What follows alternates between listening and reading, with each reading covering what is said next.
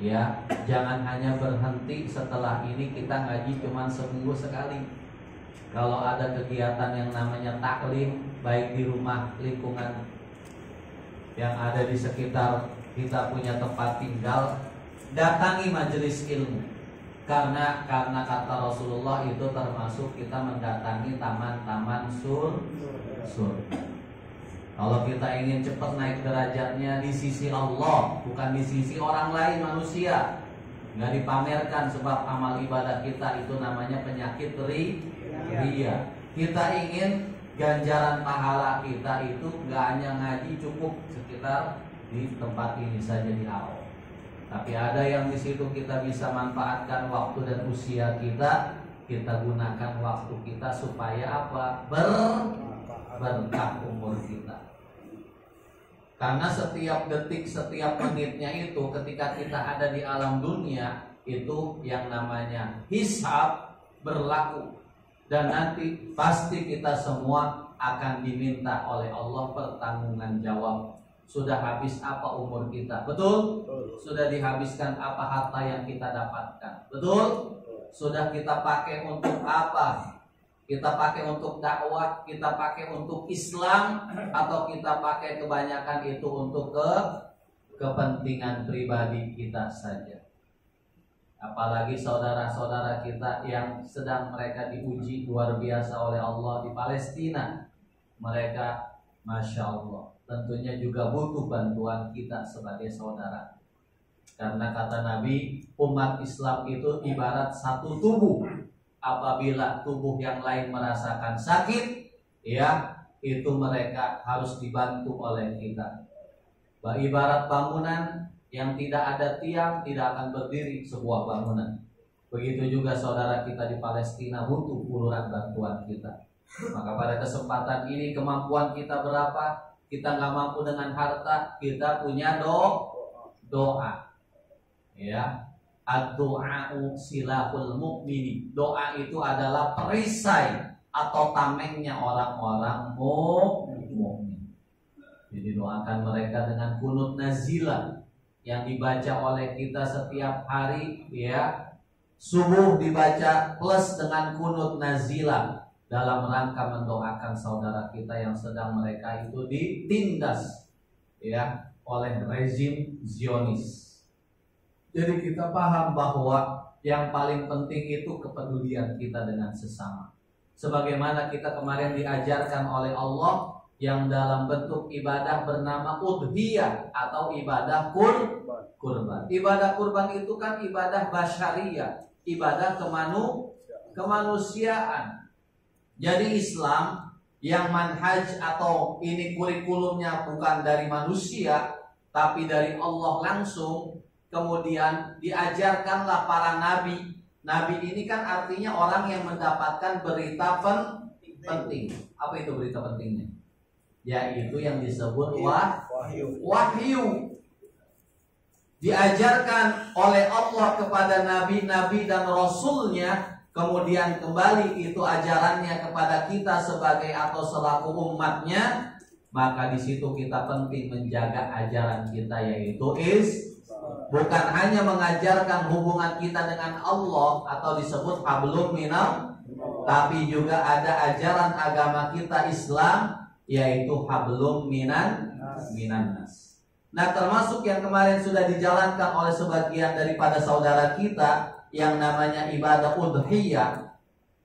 Disebut udhiyah itu diambil dari kata adha. Adha itu artinya waktu paling pagi atau waktu paling duha. Waktu paling pagi itu kemudian digunakan, ya, dipanjangkan waktunya sampai ke siang. Itu disebut udhiyah. Artinya apa? Karena dipakai untuk ibadah, yaitu menyembelih kurban.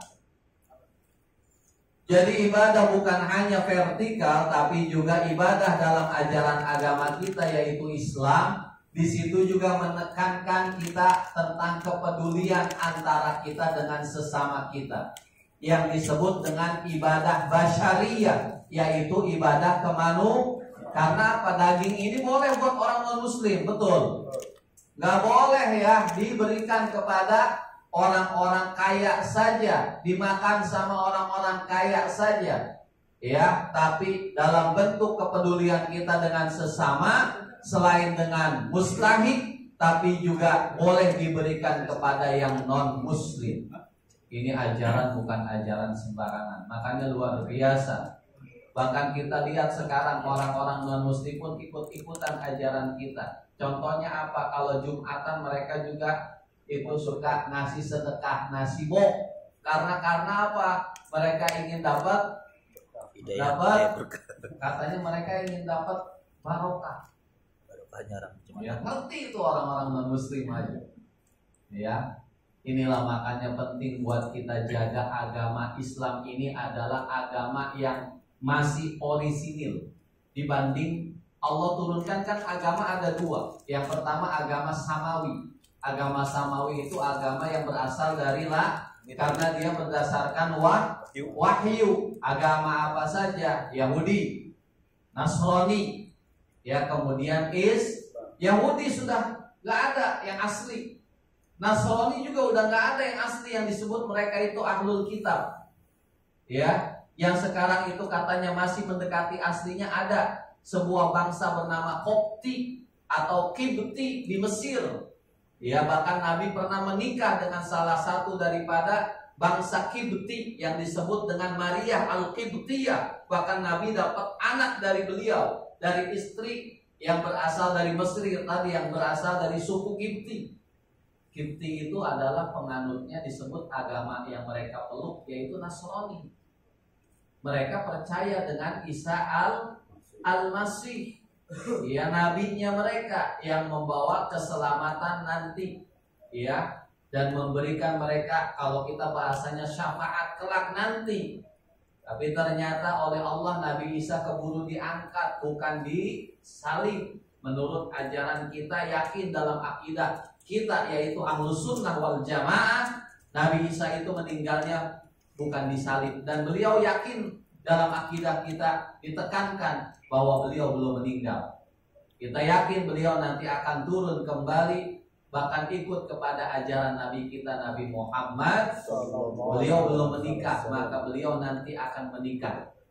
Beliau belum meninggal, nanti beliau akan membunuh yang bernama Dajjal, musuh, ya, besar umat Islam. Jadi semua tentang hal-hal demikian yang harus disadari dan dipahami oleh kita, bahwa jangan dicampur adukan ajaran-ajaran agama. Ya, kita harus paham, kita harus mengerti bahwa agama kita ini masih orisinil. Al-Qur'annya masih seperti yang dulu diturunkan kepada Nabi kita. Berapa abad yang lalu? 15 hampir abad yang lalu. Tidak ada satu huruf pun yang dirubah. Ya.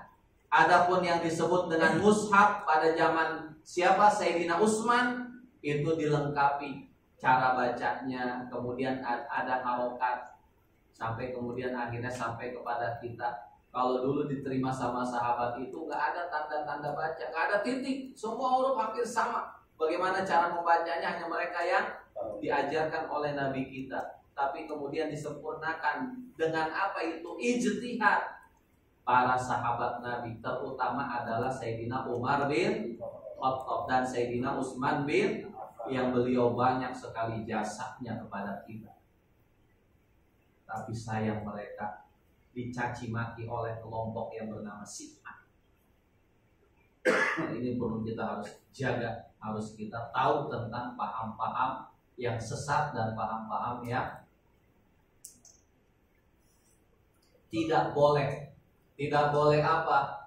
Merusak akidah yang sudah kita pegang.